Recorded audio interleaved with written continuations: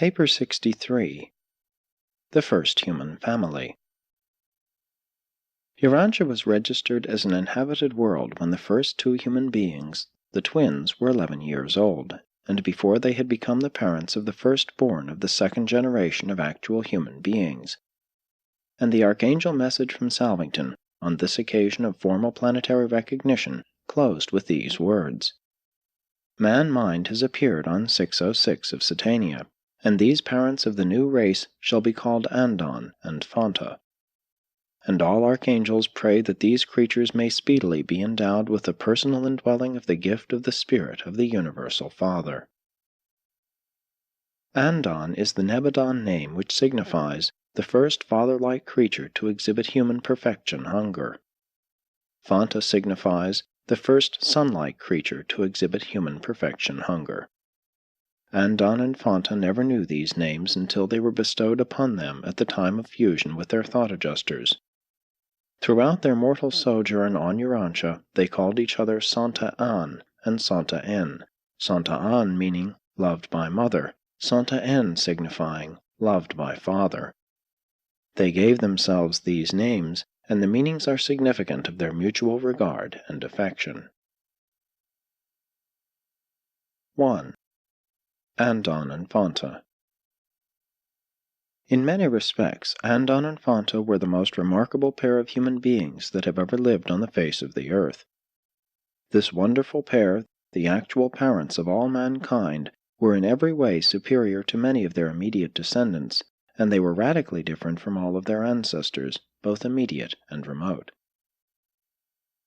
The parents of this first human couple were apparently little different from the average of their tribe, though they were among its more intelligent members, that group which first learned to throw stones and to use clubs in fighting. They also made use of sharp spicules of stone, flint, and bone. While still living with his parents, Andon had fastened a sharp piece of flint on the end of a club, using animal tendons for this purpose, and on no less than a dozen occasions he made good use of such a weapon in saving both his own life and that of his equally adventurous and inquisitive sister, who unfailingly accompanied him on all of his tours of exploration.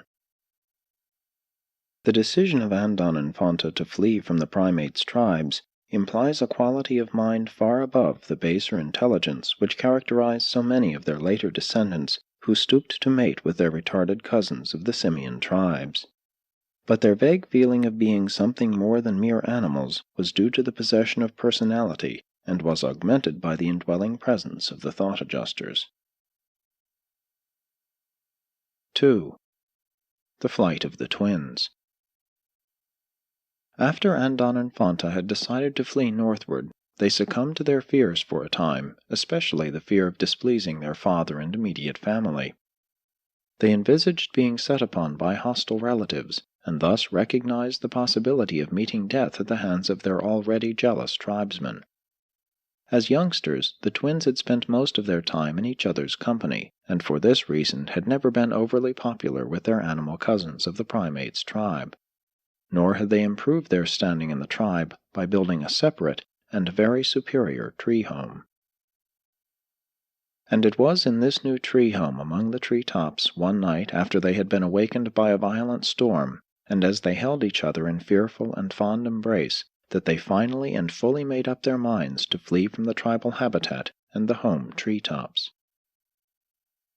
They had already prepared a crude tree-top retreat, some half-day's journey to the north. This was their secret and safe hiding place for the first day away from the home forest.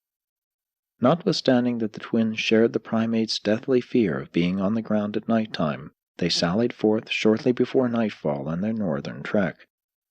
While it required unusual courage for them to undertake this night journey, even with a full moon, they correctly concluded that they were less likely to be missed and pursued by their tribesmen and relatives.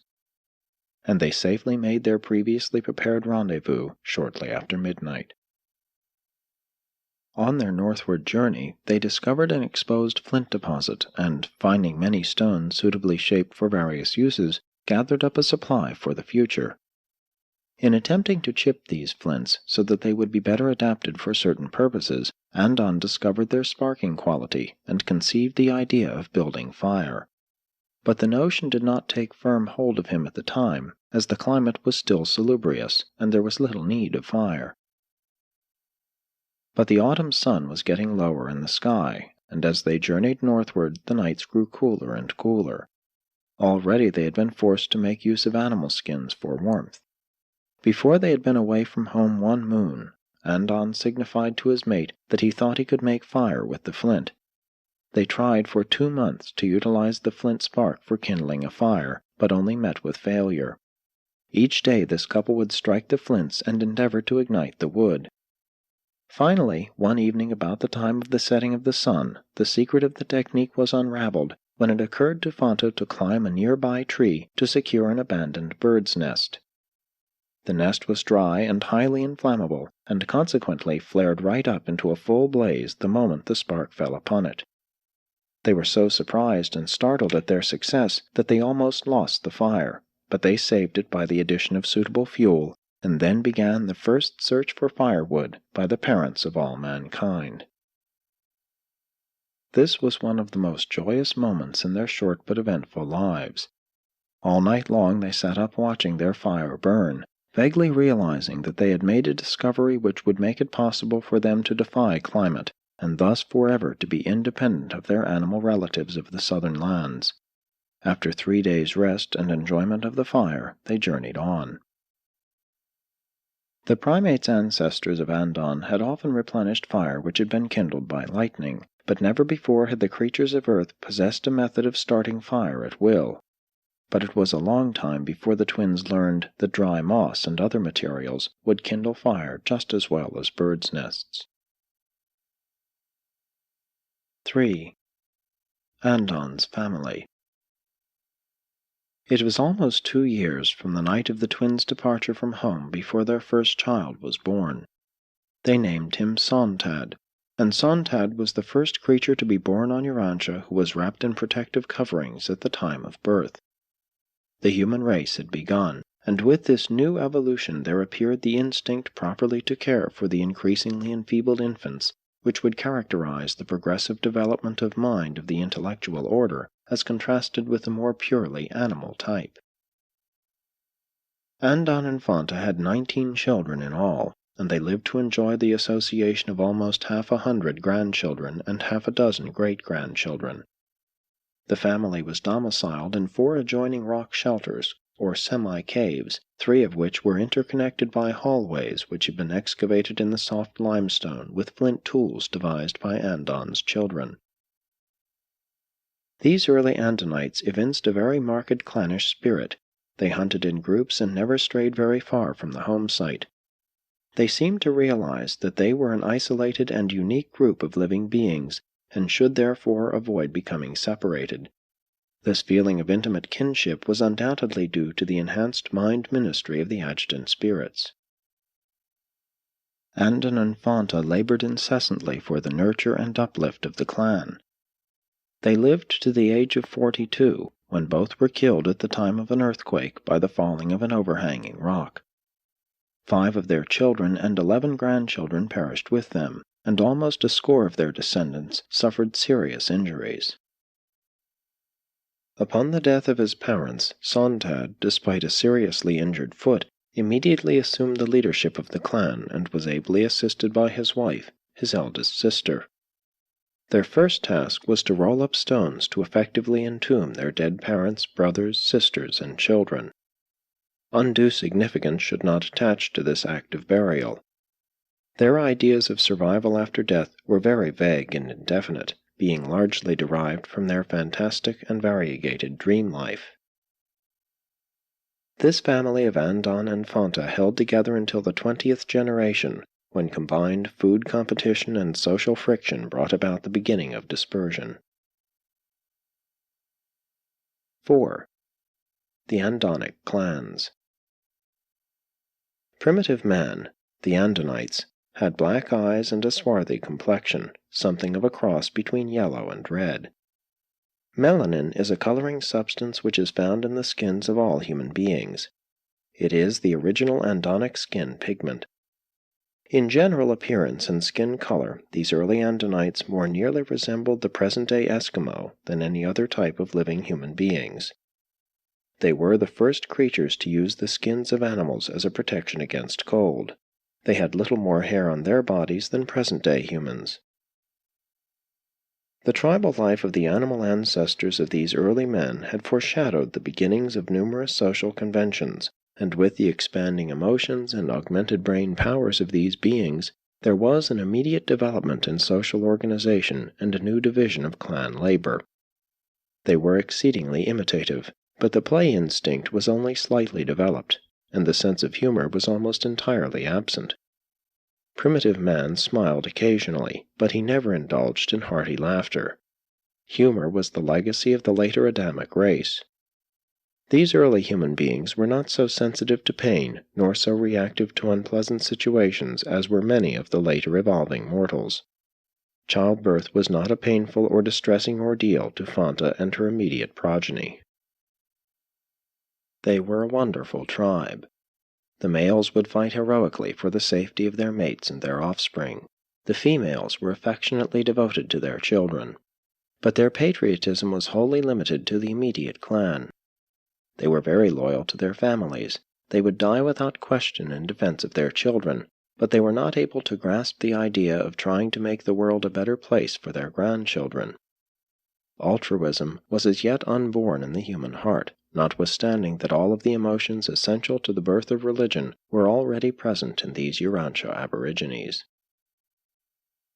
These early men possessed a touching affection for their comrades and certainly had a real, although crude, idea of friendship. It was a common sight in later times, during their constantly recurring battles with the inferior tribes, to see one of these primitive men valiantly fighting with one hand while he struggled on trying to protect and save an injured fellow warrior. Many of the most noble and highly human traits of subsequent evolutionary development were touchingly foreshadowed in these primitive peoples. The original Andonic clan maintained an unbroken line of leadership until the 27th generation, when, no male offspring appearing among Sontad's direct descendants, two rival would-be rulers of the clan fell to fighting for supremacy. Before the extensive dispersion of the Andonic clans, a well-developed language had evolved from their early efforts to intercommunicate. This language continued to grow, and almost daily additions were made to it because of the new inventions and adaptations to environment which were developed by these active, restless, and curious people. And this language became the word of Urantia, the tongue of the early human family, until the later appearance of the colored races. As time passed, the Andonic clans grew in number, and the contact of the expanding families developed friction and misunderstandings. Only two things came to occupy the minds of these peoples: hunting to obtain food, and fighting to avenge themselves against some real or supposed injustice or insult at the hands of the neighboring tribes. Family feuds increased, tribal wars broke out, and serious losses were sustained among the very best elements of the more able and advanced groups. Some of these losses were irreparable. Some of the most valuable strains of ability and intelligence were forever lost to the world. This early race and its primitive civilization were threatened with extinction by this incessant warfare of the clans. It is impossible to induce such primitive beings long to live together in peace. Man is the descendant of fighting animals, and when closely associated, uncultured people irritate and offend each other. The life carriers know this tendency among evolutionary creatures, and accordingly make provision for the eventual separation of developing human beings into at least 3, and more often 6, distinct and separate races. 5. Dispersion of the Andonites. The early Andon races did not penetrate very far into Asia, and they did not at first enter Africa. The geography of those times pointed them north, and farther north these people journeyed until they were hindered by the slowly advancing ice of the third glacier. Before this extensive ice sheet reached France and the British Isles, the descendants of Andon and Fonta had pushed on westward over Europe and had established more than 1,000 separate settlements along the great rivers leading to the then warm waters of the North Sea. These Andonic tribes were the early river dwellers of France. They lived along the river Somme for tens of thousands of years. The Somme is the one river unchanged by the glaciers, running down to the sea in those days much as it does today, and that explains why so much evidence of the Andonic descendants is found along the course of this river valley. These aborigines of Urantia were not tree dwellers, though in emergencies they still betook themselves to the treetops. They regularly dwelt under the shelter of overhanging rocks along the rivers, and in hillside grottos, which afforded a good view of the approaches and sheltered them from the elements. They could thus enjoy the comfort of their fires without being too much inconvenienced by the smoke. They were not really cave dwellers either, though in subsequent times the later ice sheets came farther south and drove their descendants to the caves. They preferred to camp near the edge of a forest and beside a stream. They very early became remarkably clever in disguising their partially sheltered abodes, and showed great skill in constructing stone sleeping chambers, dome-shaped stone huts, into which they crawled at night. The entrance to such a hut was closed by rolling a stone in front of it, a large stone which had been placed inside for this purpose before the roof stones were finally put in place. The Andonites were fearless and successful hunters and, with the exception of wild berries and certain fruits of the trees, lived exclusively on flesh. As Andon had invented the stone axe, so his descendants early discovered and made effective use of the throwing stick and the harpoon. At last a tool-creating mind was functioning in conjunction with an implement-using hand, and these early humans became highly skillful in the fashioning of flint tools. They traveled far and wide in search of flint, much as present-day humans journey to the ends of the earth in quest of gold, platinum, and diamonds. And in many other ways these Andon tribes manifested a degree of intelligence which their retrogressing descendants did not attain in 500,000 years, though they did again and again rediscover various methods of kindling fire. 6. ONAGAR, the first truth teacher. As the Andonic dispersion extended, the cultural and spiritual status of the clans retrogressed for nearly 10,000 years until the days of ONAGAR, who assumed the leadership of these tribes, brought peace among them, and for the first time led all of them in the worship of the breath-giver to men and animals. Andon's philosophy had been most confused. He had barely escaped becoming a fire worshipper because of the great comfort derived from his accidental discovery of fire. Reason, however, directed him from his own discovery to the sun as a superior and more awe-inspiring source of heat and light, but it was too remote, and so he failed to become a sun worshipper. The Andonites early developed a fear of the elements: thunder, lightning, rain, snow, hail, and ice. But hunger was the constantly recurring urge of these early days, and since they largely subsisted on animals, they eventually evolved a form of animal worship. To Andon, the larger food animals were symbols of creative might and sustaining power. From time to time it became the custom to designate various of these larger animals as objects of worship.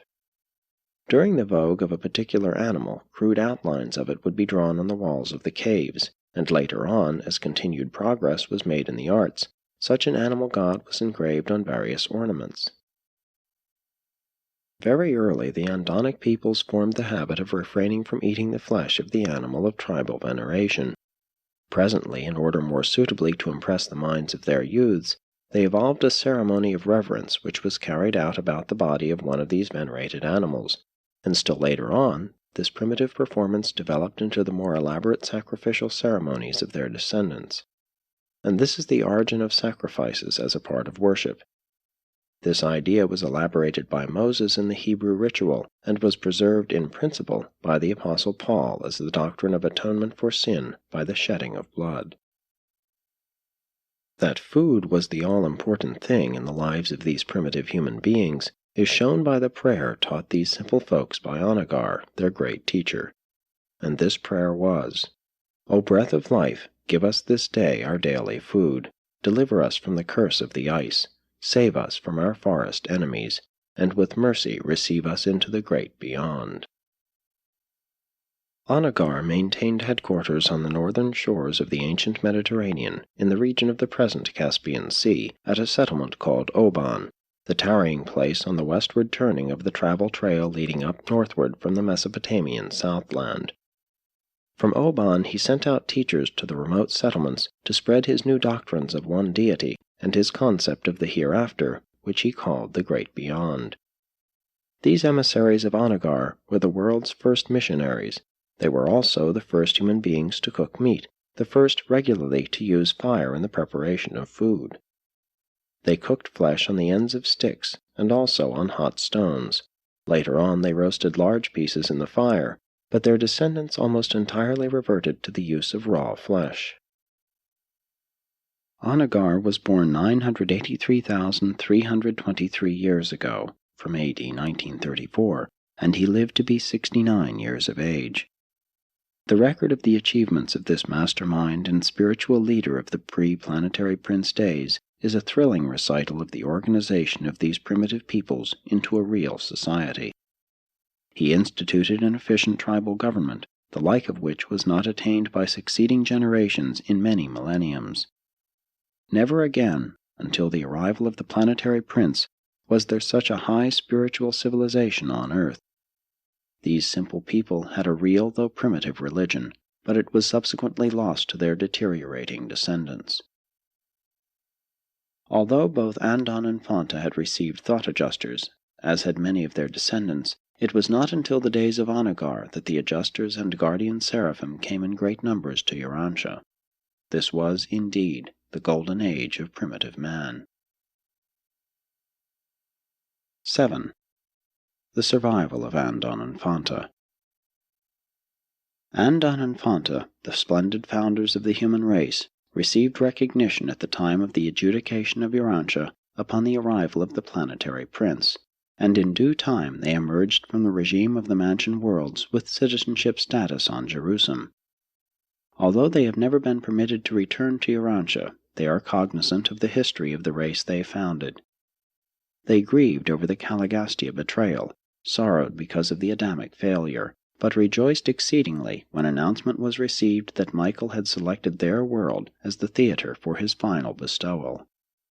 On Jerusalem both Andon and Fonta were fused with their thought adjusters, as also were several of their children, including Sontad, but the majority of even their immediate descendants only achieved spirit fusion. Andon and Fonta, shortly after their arrival on Jerusalem, received permission from the system sovereign to return to the first Mansion world to serve with the Urantia personalities who welcome the pilgrims of time from Urantia to the heavenly spheres, and they have been assigned indefinitely to this service. They sought to send greetings to Urantia in connection with these revelations, but this request was wisely denied them. And this is the recital of the most heroic and fascinating chapter in all the history of Urantia, the story of the evolution, life struggles, death, and eternal survival of the unique parents of all mankind. Presented by a life carrier resident on Urantia.